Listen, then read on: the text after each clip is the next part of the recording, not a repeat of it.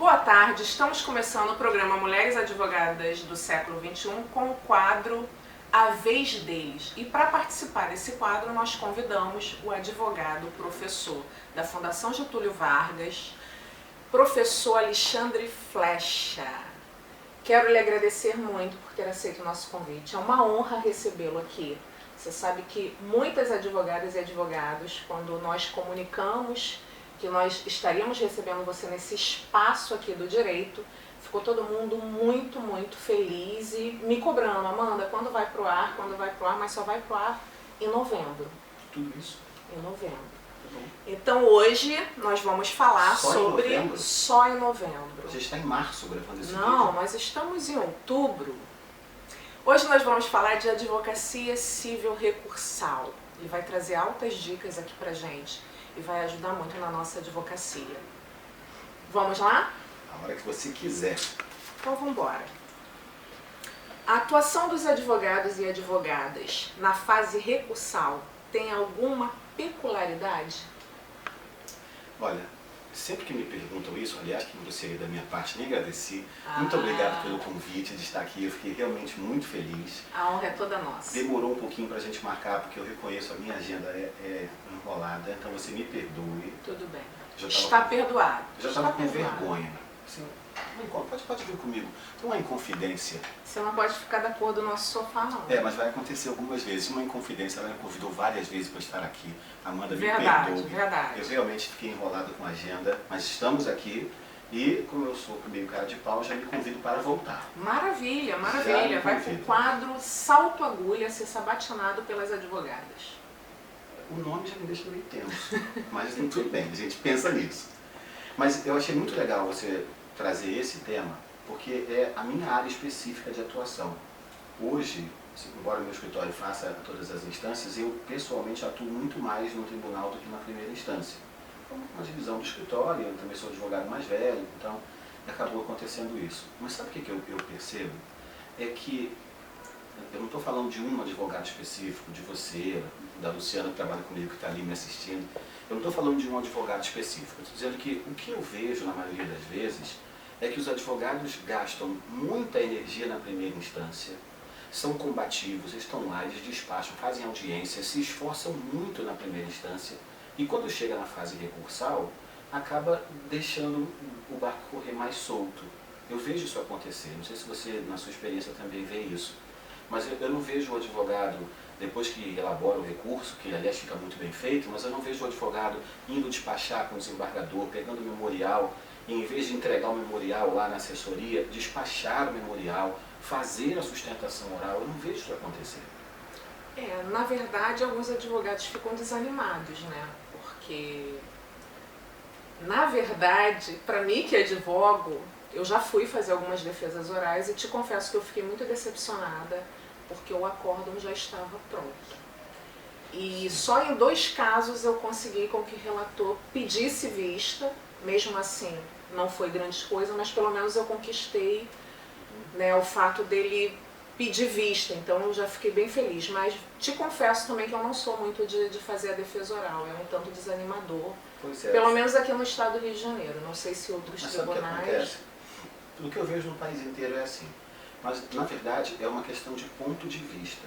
A gente tem umas frases que a gente costuma falar e que nem sempre a gente se dá conta que é para ser assim mesmo. Por exemplo, um exemplo mais do cotidiano, até para a gente entrar num exemplo jurídico na sequência. Você está numa festa, num restaurante, num lugar que tem algum banheiro público. E aí você está num daqueles reservados lá. Alguém bate na porta do reservado. O que você fala, ou qualquer outra pessoa fala? Tem gente. Tem gente. Não, geralmente eu falo ocupado. É ocupado. É lógico que está ocupado, não foi uma entidade que entrou ali e fechou. Se está fechado por dentro, claro que está ocupado. Tem gente. Qual foi a última vez que você bateu, tinha um cavalo lá dentro? É claro que tem gente. No meio jurídico, a nossa diretora está se esborrachando de rir ali, não sei porquê, mas no meio jurídico é assim. Quantas vezes você ouviu a frase de modo pejorativo? Ah, isso aí é decisão de assessor. Qual é a função de assessor? Assessorar. É essa. é fazer uma primeira minuta, é fazer uma pesquisa sobre o tema. Então, é a função dele, é essa. É claro que tem que passar por uma revisão. Então, quando a gente fala, poxa, eu cheguei na sessão do julgamento, o voto já estava pronto. Mas é para ser assim, o voto já está pronto. Então, na verdade, o trabalho na seara recursal não é a sustentação em si. A sustentação em si tem uma função, eu já falo sobre ela, mas o trabalho do advogado na seara recursal é muito anterior a isso. Quando ele está redigindo o recurso, ele já está direcionando para o pensamento daquele tribunal. Então não faz sentido, por exemplo, eu estar redigindo um recurso para o Tribunal do Rio de Janeiro e usar a jurisprudência do Tribunal de São Paulo, do Acre, do Rio Grande do Sul, sem nenhum demérito a esses outros tribunais, eu até citei um de cada região, mas é porque o ideal é colocar o pensamento daquele tribunal. Fez um recurso, você distribuiu, vem as contrarrazões, depois disso, o que eu vejo também como prática dos advogados? Prepara o memorial e leva na véspera da sessão de julgamento. Na véspera da sessão de julgamento, já teve a elaboração do voto, ele já foi colocado, alguns tribunais têm as sessões eletrônicas. Então, a sessão eletrônica é uma prévia da sessão física que o advogado comparece. Então, ali o voto já foi apresentado, já foi discutido pelos demais que integram aquela Câmara ou aquela turma. Então, tudo isso já foi feito antes. Quando se diz, eu chego na sessão e o voto já está pronto, é para ser assim. Então, na sua opinião, o fato, de repente, não sei, posso estar te fazendo uma pergunta boba, mas eu acho que toda pergunta é muito relevante. Você acha que, de repente, o fato dos advogados e das advogadas não conhecerem como funciona internamente todo esse processo, acaba acontecendo isso? Sim, o tempo inteiro. Essa é a razão pela qual a gente não entende como funciona. E isso não significa que um advogado seja melhor do que o outro. O meu sócio, por exemplo, atua na área trabalhista, que não é a minha área de atuação. Eu não sei soletrar CLT, de tão cru que eu sou no direito do trabalho. Então, somos dois, não é isso? Somos 4 aqui nessa sala. Mas é uma seara de atuação. Existe uma ciência em volta do direito do trabalho, que eu não conheço porque eu segui por outro caminho. Você não conhece porque seguiu por outro caminho. Tem uma ciência no direito criminal também, no direito penal, que eu também não conheço. Então, existe um mecanismo de como funciona o Tribunal Regional do Trabalho? Sim. Qual é? Não sei. Se eu tiver que atuar na área recursal no TRT, vai precisar de ajuda dos universitários. Eu vou ter problema, exatamente. Então, falando especificamente de TJs e TRFs, apelação, que é o recurso por excelência. Mas o que eu vou dizer também vale para o agravo de instrumento, também vale para o agravo interno. Interpôs, vieram as contrarrazões, automaticamente você já fica atenta, porque se nada de estranho acontecer, se junte um documento, converter em diligência, se nada de anormal acontecer no procedimento, o próximo despacho vai ser peço dia ou algo que equivale. Peço dia para a sessão de julgamento, peço designação, peço inclusão em pauta de julgamento, peço para marcar a sessão de julgamento. É nessa data.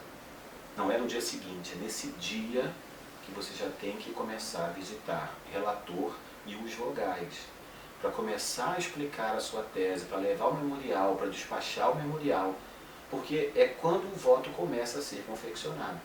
Você pode mudar o voto na sessão de julgamento? Pode. É possível? É, mas não é provável, porque se o voto já está confeccionado, longe de ser, já está pronto, eu não vou mexer nisso, claro que não. Mas se ele já foi confeccionado, então aquele processo já foi estudado, já foi debatido com os pares, até chegar naquele modelo. Na véspera de sessão, aqui no Rio de Janeiro, por exemplo, a gente tem sessões aqui com 200, 300 processos. É um processo demais. Então, é claro que o trabalho tem que ser feito previamente. Tem pouca utilidade você levar o memorial na véspera da sessão de julgamento. Também o voto já estava pronto, mas é sim, esse é o procedimento mesmo. São detalhes importantes a serem observados, né? Então, que conselho o colega dá para a advocacia que atuam diretamente na seara recursal? Apesar que você já deu alguns conselhos, né? Mas pode já fui fazendo... complementar. Posso sim. Olha, para que serve a sessão de julgamento? Para que serve a sustentação oral? Vocês podem estar pensando, você acabou de dizer que o trabalho tem que ser feito antes de despachar, levou o memorial, despachou o memorial, falou com todos eles. Não desprezem os membros da turma julgadora. Então, eu só falo com o relator. Bobagem, fala também com os vogais. Se você acha que aquela questão pode dar uma divergência, vai ter um julgamento com o quórum ampliado, que é o 942 do CPC. Então, fala com os outros antecipadamente. Isso é muito importante. Então, se eu já fiz todo esse trabalho antes, para que serve a sustentação oral no dia da sessão? Para você entregar para os julgadores aquilo que o seu texto não conseguiu entregar. Algo além. Pensa, não é o conteúdo, é a forma. Vou te dar um exemplo. Pensa na frase: eu não disse que ela é feia. Esse mesmo conjunto de palavras pode ter vários sentidos diferentes. Eu não disse que ela é feia. O que eu quis dizer? Que eu não disse que alguém do sexo feminino é feio. Agora, muda a entonação. Eu não disse que ela é feia. Você pensa então, alguém disse. Eu não disse que ela é feia. Então você disse que ela é alguma outra coisa. Eu não disse que ela é feia. Disse sim. Então, o que o seu discurso oral tem que o seu discurso escrito não tem? Entonação. A entonação faz toda a diferença. Imagina que a gente está falando aqui durante meia hora, 1 hora, 2 horas, no mesmo tom de voz, o tempo inteiro. Você fica cansativo, você não presta atenção naquilo. Ou então tem gente que acha que para chamar atenção fala o tempo inteiro no tom mais alto. A entonação está para o discurso oral, como caixa alta, negrito, itálico, sublinhado, estão para o texto escrito. Então, a entonação é muito importante. Você está aqui embaixo, num tom mais baixo de voz, para quando você elevar a voz, as pessoas que estão te ouvindo sabem que aquilo ali é mais importante do que você estava falando. É isso que o papel não é capaz de entregar. A entonação, o seu tom de voz. Mensagem escrita não tem tom. Verdade. Para isso que serve a sustentação oral. Verdade. Agora, vamos navegar um pouquinho pelo universo feminino? Gosto muito. Quero saber, na sua opinião, por que em pleno século XXI as nossas mulheres ainda sofrem tanta violência? Olha, primeiro eu quero registrar minha indignação. Eu gostaria muito de chegar ao tempo em que nós não precisássemos de uma OAB mulher, que a gente não precisasse de uma comissão de prerrogativas da mulher, que a gente não precisasse de uma lei que trouxesse prerrogativas para a mulher. Porque todas esses campos de atuação indicam que a mulher está numa posição de desvantagem, numa posição de desigualdade. Isso é muito ruim. O simples fato de precisar da existência de uma OAB mulher significa que a mulher precisa de mais proteção do que o homem. Então eu gostaria muito que chegasse o tempo em que eu não precisasse mais de nenhuma dessas comissões, porque aí nós estaríamos numa real igualdade entre todos os gêneros. Para isso precisamos muito ainda de vocês homens, para terem essa sensibilidade, até porque a nossa Constituição, artigo 5º, inciso 1º, diz, né, que homens e mulheres são iguais em direitos e obrigações. Conquistamos muitos direitos, mas as obrigações ainda ficam todas elas a cargo da mulher. E aí eu queria saber, na sua opinião, como é o seu dia a dia. Você já divide essas obrigações com a sua esposa, com a sua companheira, com a sua parceira? Olha, falando da Constituição, você fez várias perguntas numa só, né? Claro que não, uma única pergunta. Vamos no artigo 5º primeiro, homens e mulheres são iguais perante a lei. Eu tenho mais de 18 anos. Você tem mais de 18 anos? Tem. Quando eu fiz 18 anos, eu fui obrigado a me alistar. Você foi? Não. Queria muito ter sido, mas não. Tem filhos? Não. Quando tiver, fica 4 meses em casa, eu fico 7 dias. Se nós brigarmos e tivéssemos uma relação familiar, você sairia com uma cesta básica, eu pegaria 3 meses a 3 anos, que é a previsão da Lei Maria da Penha. Então, homens e mulheres são mesmo iguais? Eu trabalho mais tempo que você para me aposentar. Homens e mulheres são iguais, porque esses exemplos que eu dei mostram nitidamente que as mulheres não têm a mesma prerrogativa que os homens. Eu acabei de dar exemplos em que os tratamentos são diferentes.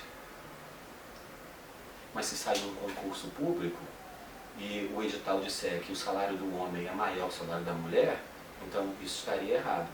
Qual é o critério para fazer a distinção? Nesse caso tem que ser tratamento igualzinho e nesse outro caso tem que ser tratamento desigual. É a situação fática. Naquela situação fática, homens e mulheres estão em posição de igualdade, então tratamento igual. Mas em outras situações, homens e mulheres estão em posição de desigualdade. Eu já vi que você está querendo me enrolar. Sim. Porque, na verdade, sobre os direitos eu falei que nós conquistamos alguns. Ok. Mas eu estou querendo falar das obrigações. Sim. Né? As obrigações ainda ficam todas a cargo da mulher. Então eu quero saber, quanto homem, Sim. você já divide essas obrigações? Na minha casa, eu tenho testemunhas. Vocês não estão vendo aí, mas aqui atrás da câmera está a Luciana, que trabalha comigo e que conhece a minha esposa, que a minha esposa é advogada. Na minha casa, a divisão não é igual. Na minha casa, a divisão é desigual. As obrigações são todas a cargo do Alexandre. Do homem. Eu faço. Eu administro. Mas as contas são divididas. As contas são divididas e a administração também é dividida. Então, falar com a moça que nos ajuda lá em casa, tanto eu quanto ela. Às vezes a minha esposa sai mais cedo, pede para eu falar, às vezes eu saio mais cedo, às vezes não tem nenhum dos dois. Mas existem coisas da casa que sou eu que faço.